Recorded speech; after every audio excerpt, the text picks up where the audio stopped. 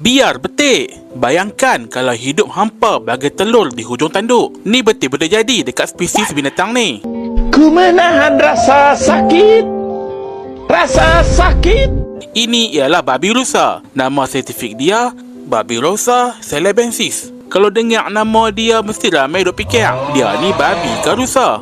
Kalau dah tengok rupa dia ni duk confuse lagi tak tahulah. Binatang unik ni asal daripada Sulawesi, Indonesia dan terkenal dengan tanduk pelik yang melengkung naik dekat tengah-tengah muka dia. Tanduk tu sebenarnya gigi atas dia yang tumbuh menembusi kulit, lepas tu melengkung ke belakang. Tanduk jadian tu memang tak berhenti tumbuh sampai boleh tikam kepala depa sendiri. Memang banyak dah lah babi rusa jantan yang hidup depa habis dekat taring depa sendiri. Saintis pun pening apa fungsi sebenar taring tu. Ada saintis kata itu untuk tarik betina. Ada pula yang kata jadi senjata masa lawan jantan lain. Tapi entahlah, memang pelik nak haram.